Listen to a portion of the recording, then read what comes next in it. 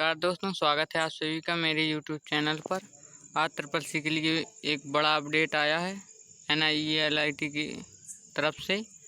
और triple C exam और अन्य NIELT की एग्ज़ाम से रिलेटिव चलिए उनको बताते हैं। तो जो आपके एग्ज़ाम होने थे 10 अगस्त को एडमिट कार्ड आना था ट्रिपल सी का, और 18 से 28 अगस्त के बीच में ट्रिपल सी का एग्ज़ाम होना था। तो वो आप देख पा रहे हैं कि उसकी पहली तिथि है जो घोषित कर दी गई थी। अब जो है ये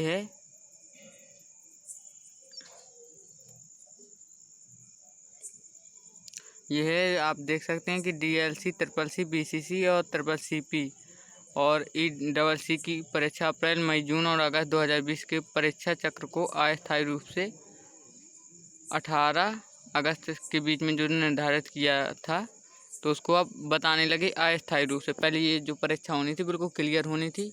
अब जो नया अपडेट आया है इसके रूप से ये परीक्षा टल भी सकती है। तो आप फिर भी स्टडी करते रहें, क्योंकि परीक्षा तो होगी ही, और आपको बिना परीक्षा दिए ट्रिपल सी का डिप्लोमा नहीं मिल सकता। तो चलिए आज का जो वीडियो है, जो क्वेश्चन है उनको कर लेते हैं। पहले धीरे धीरे पढ़ते जाएंगे और आराम से ट्रिपल सी क्रॉस हो जाएगा, इसकी फुल गारंटी है। तो जो एग्ज़ाम है वो भले ही कैंसिल हो गया हो, लेकिन आप पढ़ते ज़रूर रहिए। चलिए, तो अपने 15 क्वेश्चन कल हो गए थे, आज 16वें क्वेश्चन पर आते हैं। जो पहला क्वेश्चन है अपना, कंप्यूटर में पैन का पूर्ण रूप क्या है?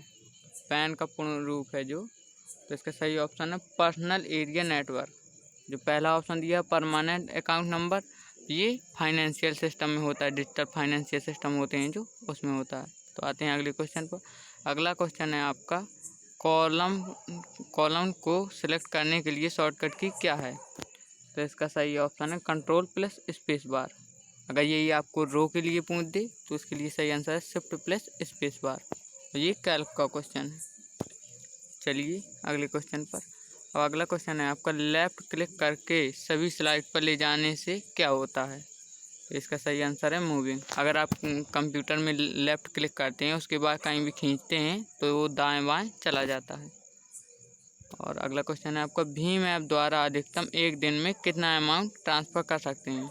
देखिए, जो भीम ऐप आप यूज करते हैं जो UPI वाला, तो उसमें एक दिन में कितना अमाउंट ट्रांसफ़र कर सकते हैं? तो इसका सही आंसर है जो 40,000। और अगर यही पूछ देखिए एक बार में कितना कर सकते हैं, तो एक बार में हम मैक्सिमम 20,000 रुपये तक ट्रांसफ़र कर सकते हैं। चलिए अगले क्वेश्चन पर। तो नेक्स्ट क्वेश्चन है अपना, फ़ोनपे क्या है? तो फ़ोनपे है जो अपना वो ई-वॉलेट है। चलिए नेक्स्ट क्वेश्चन पर, थीसरस के लिए शॉर्टकट की क्या है? तो इसके लिए सही आंसर है शिफ्ट प्लस F7।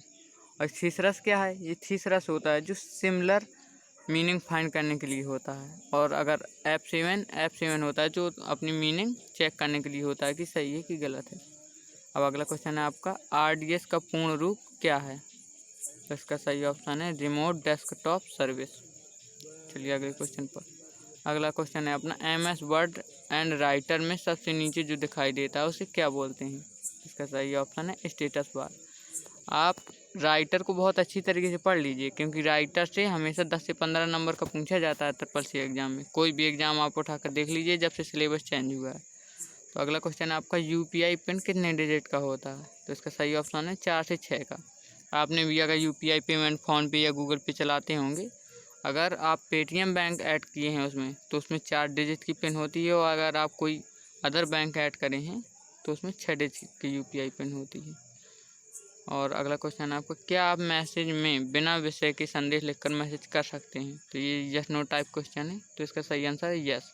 हम मैसेज में बिना कुछ लिखे भी मैसेज भेज सकते हैं। अगला क्वेश्चन है अपना, लैंडमैन वैन का प्रयोग किस पीढ़ी में हुआ? तो इसका सही ऑप्शन है 4th जनरेशन में हमने लैंडमैन वैन का यूज किया। IC का निर्माण किसने किया? IC का निर्माण है जो जैक किल्बी ने किया। अब ये क्वेश्चन पूछ देते हैं कि IC है जो वो किस जनरेशन में यूज हुई? तो IC का यूज है थर्ड जनरेशन में यूज किया। फर्स्ट जनरेशन में हमने वैक्यूम ट्यूब, सेकंड जनरेशन में ट्रांजिस्टर, और थर्ड जनरेशन में IC, और फोर्थ जनरेशन में हमने माइक्रो प्रोसेसर या VLSI टेक्नोलॉजी, और फिफ्थ जनरेशन में जो AI आर्टिफिशियल इंटेलिजेंस। अगला क्वेश्चन अपना, लिब्रे ऑफिस राइटर में प्रिंट प्रीव्यू की शॉर्टकट की क्या है? इसका सही ऑप्शन है control plus shift plus O। अगला क्वेश्चन देखते हैं, UTR का पूर्ण रूप क्या है? तो UTR का पूर्ण रूप है जो यूनिक ट्रांजैक्शन रेफरेंस। ये सही ऑप्शन है, ये बहुत ज़्यादातर पूछा जाता है। अब देखिए अगला क्वेश्चन अपना 30वां है जो वो आगे, ULSI LSI VLSI का प्रयोग किस पीढ़ी में किया जाता है? तो अभी हम बता चुके ऊपर, ये है जो फोर्थ जनरेशन में यूज किया जाता है। चलिए दोस्तों, आज के लिए इतना ही। कल फिर वीडियो लेकर आएंगे ट्रिपल सी से, जो काफ़ी इम्पोर्टेंट होगी, और आप धीरे धीरे करके पढ़ते रहिए, आपका ट्रिपल सी गारंटी से क्रॉस हो जाएगा। Thank you, bye bye.